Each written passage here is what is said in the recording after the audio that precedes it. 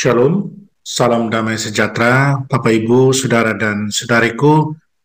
Bertemu kembali dengan saya, Pater Adi Tiala, SVD, dalam Insa Suka, Inspirasi Sabda Sukacita, edisi kedua di akhir pekan, hari Sabtu, tanggal 13 April 2024. Inspirasi Sabda Sukacita, edisi yang kedua ini, saya ajak kita merenungkan bacaan suci hari ini, tanggal 13 Sabtu 2024, tanggal 13 April.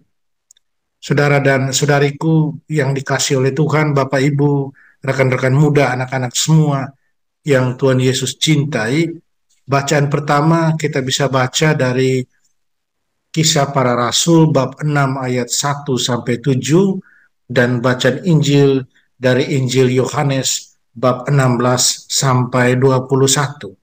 Kita bisa membuka kitab suci kita masing-masing dan kita bisa membacanya dari sana. Beberapa poin inspirasi sukacita yang saya ajak kita untuk renungkan pada hari ini.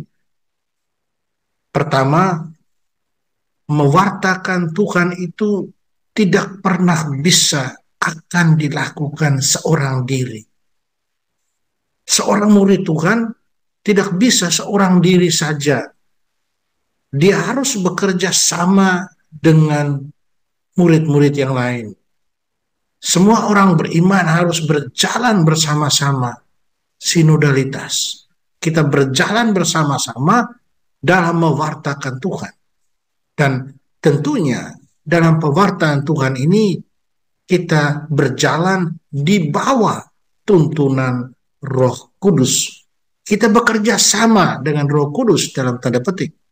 Kita membiarkan diri kita dituntun dalam pewartaan itu, dituntun oleh Roh Tuhan sendiri ketika kita mewartakan Tuhan. Mengapa demikian? Karena dengan membiarkan diri kita dituntun oleh Tuhan, maka yang kita wartakan adalah genuine. Tuhan sendiri. Kita tidak mewartakan diri kita, kita mewartakan Tuhan. Tuhan yang bangkit. Itulah yang disadari oleh kedua belas rasul dalam bacaan pertama.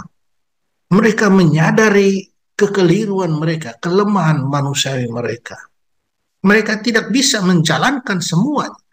Akhirnya mereka mengabaikan beberapa pewartaan dalam perbuatan yang penting.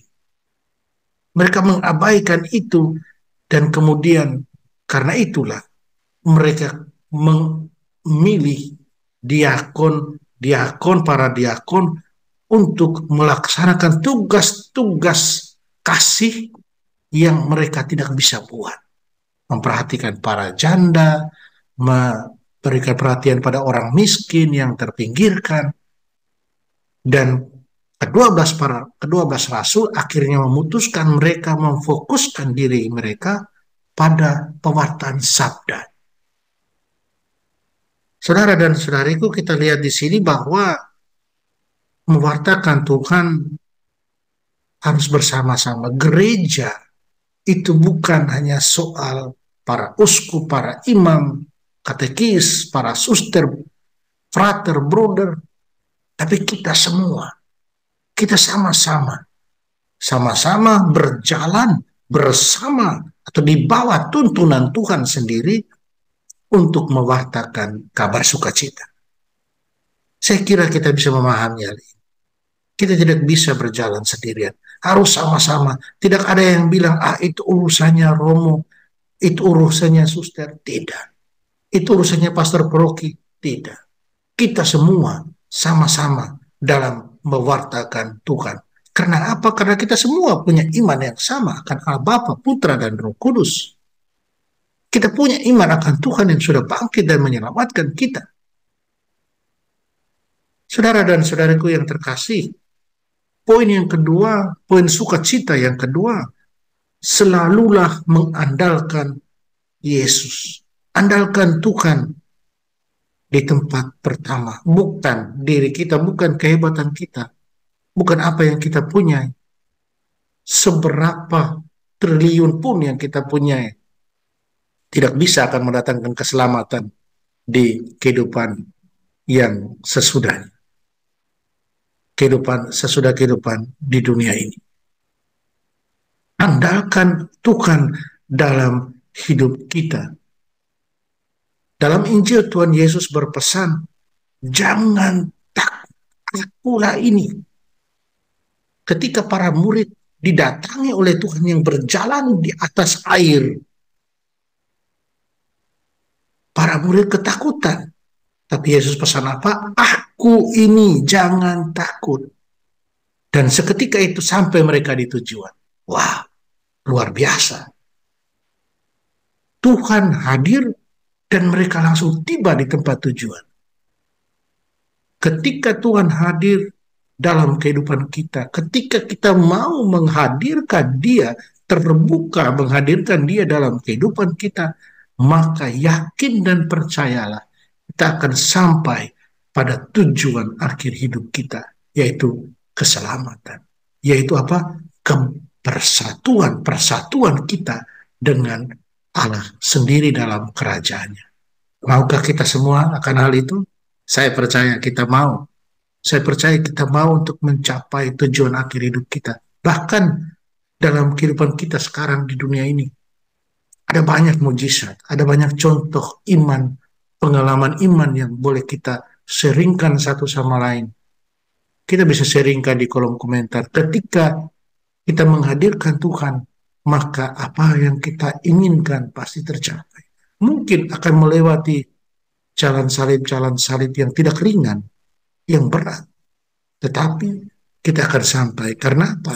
Karena kita jalan dengan Tuhan, kita membiarkan Tuhan bersama kita.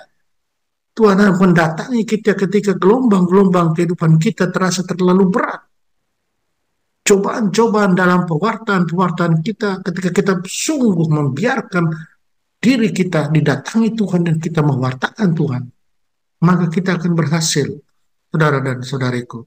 Jangan takut, Tuhan Yesus pesan, aku ini, jangan takut. Saudara dan saudariku, kita hanya dituntut Tuhan, diminta Tuhan untuk percaya. Percaya padanya, serahkan diri total pada Tuhan. Maka kita akan berjalan bersama Dia dalam tuntunan rohnya, kita sampai di tujuan sekali lagi. Karena apa? Tuhan bersama kita. Mari kita mohon Tuhan, semoga di akhir pekan ini kita terus beriman dengan menyerahkan diri kita total pada Dia, dengan membiarkan Tuhan datang ke dalam kehidupan kita, dengan lari kepadanya, dengan membiarkan Tuhan masuk, akhirnya kita sampai pada tujuan kehidupan kita. Semoga perjalanan hari ini kita semua, apa yang kita harapkan, apa yang kita mau jalankan, Tuhan lindungi, Tuhan bimbing, dan Tuhan berkati dalam nama Bapa dan Putra dan Roh Kudus. Amin. Saudara dan saudariku, jalanilah akhir pekan Anda dengan senyum.